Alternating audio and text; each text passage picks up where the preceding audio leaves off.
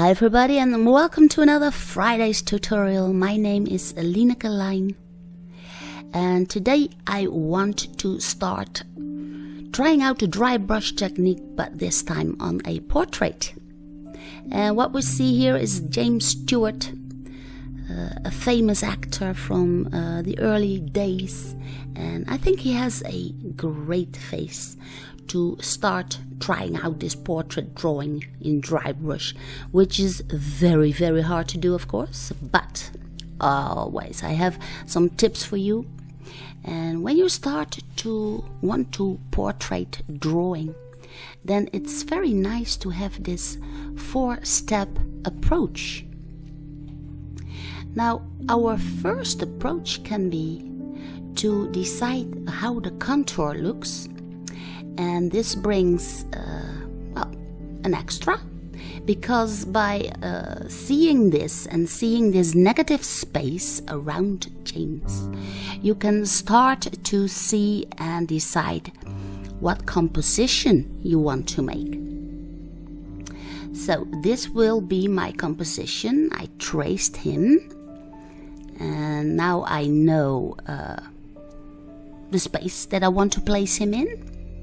And all I have to do now is draw in that contour. And of course I want to do this freehand because I want to train my eye and hand coordination. So I'm simply going to draw him as I see him, just by concentrating on looking at the contours of James.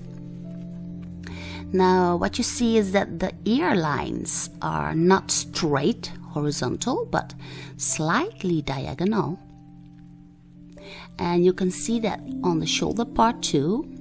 So this is where the color comes out, and then we get to see the contour. Then you can use your tracer to see if you made huge mistakes. In my case it's, well, quite okay. I did a great job. So now I can, well, see if I did it right. Then it's time for step 2, and in step 2 we start drawing everything that is skin. And by doing this you actually get to see the hairline, and in this case it's also not straight horizontal but it's bending downwards to the right. Then around the ears, then we get to see where the chin goes, and because his head is tilted slightly to the left, you can actually see a part of the right side of the neck and nothing on the left side. That's because his head is slightly tilted. And then I check myself again if I did a good job.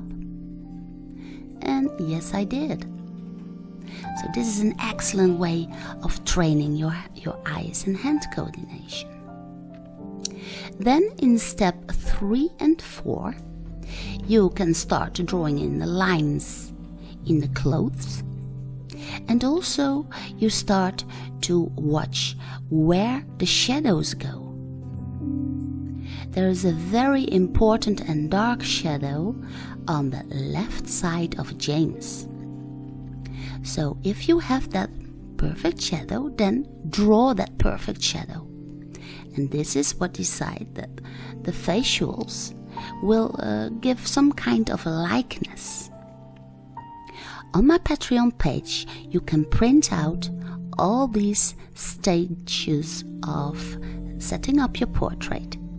You can print them out so they can help you with your portrait studies and all your drawing studies. So check it out.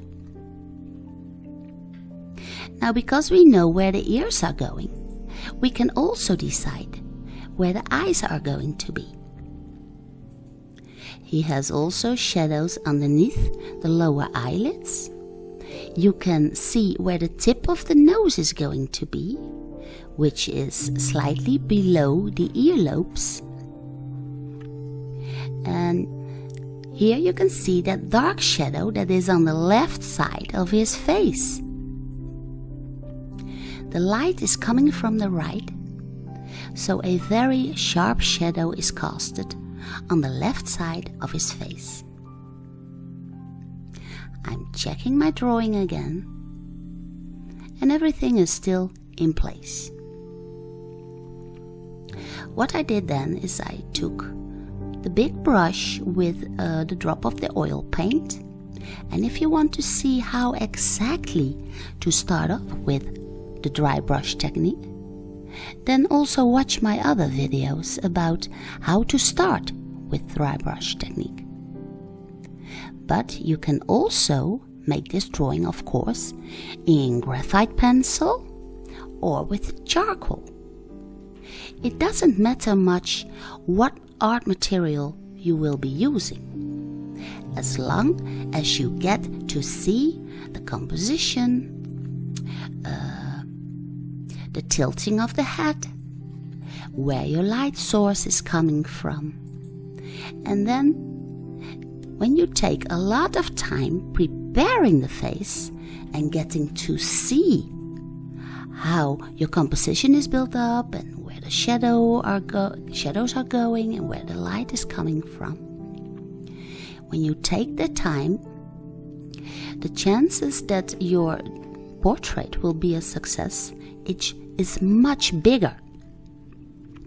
If you start off wrong, then eventually the end result will be a disappointment. So that would be a shame. So take your time at the first 4 steps. This is a very, very important indeed. Once you get everything in the kind of correct place, then all you have to do is to start searching for your light and dark areas. Now, on the left side there is a very, very important darkness, and that is also in the jacket that James is wearing. So the left shoulder is much darker than the right shoulder, for instance. And there's a lot of shadow, of course, in the eye sockets, so that is very important. Also alongside the nose bridge, which is quite sharp and long. He has quite a long nose. And there's also a distinguished shadow underneath his nose. So if you see that shadow, then you simply draw that shadow, and then the nose will pop out. The bad thing about drawing with the brush is that it is very hard to get fine detail in. But you still can place where about the iris is going to be, for instance.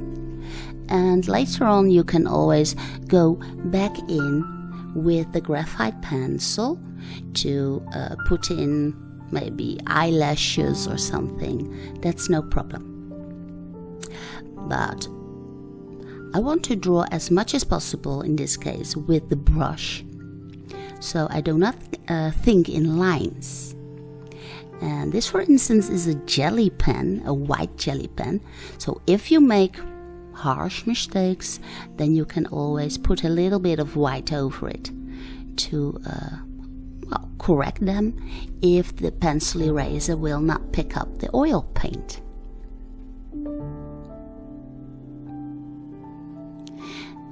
The positioning of the eyes is quite difficult with the brush pens, but, actually the brush. But still, I will continue because I want to keep that soft feel, and I do not want to put in harsh lines. And you also should never do this when you are drawing with graphite pencils or with charcoal pencils. Please avoid contour lines. When you're using contour lines, then your drawing will appear flat, and you do not want that.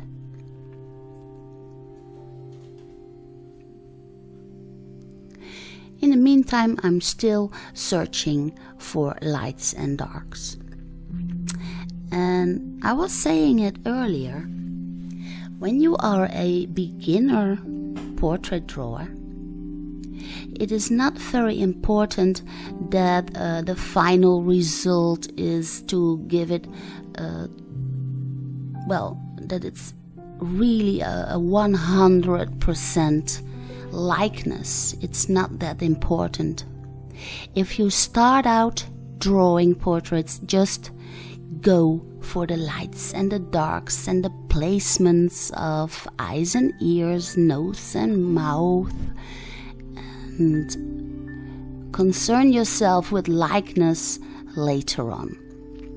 If it starts to like the person that you are drawing, then that's a big plus, of course, but please do not get disappointed when that is not the case in the beginning. But when you place your shadows correctly, some likeness will come to you, and you will get better and better. I'm not there too, but in about 1 or 2 years, I hope I will. So I simply continue practicing until I get it done. And it's very hard to get to see what lines are needed or what spaces are needed to get all that likeness. I think my right eye here is off. It's a little bit too big, and there are a lot of mistakes still going on.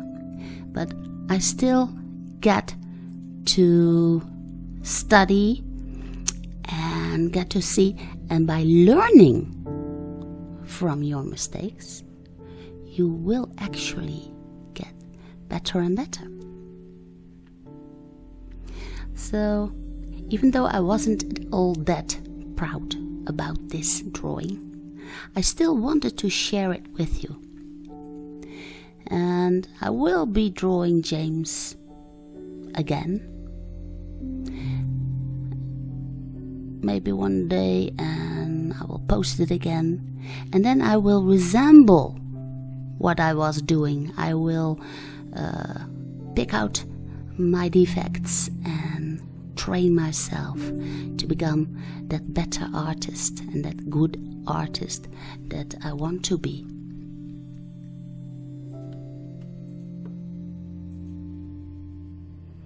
But as I keep rubbing the oil around, some little bit of likeness is starting to show. And here I'm diving in, getting that right side of the jacket a little bit darker, and then some movement is coming into the drawing itself. The drawing has to tell a little bit of a story, as you like. It should be exciting to watch, and this James here is just looking to the right with his head slightly tilted, and well, he is impeccable. He has a very straight face, so he is a very good model for you to practice on. I even draw in the tie that he is wearing. I'm quite happy with the mouth, not too happy with the nose. It should be a little bit straighter here. He has that straight nose bridge, and could have done a better job. But also I wanted to say that this paper that I use is much too grainy for the brush effect, but I learned that too.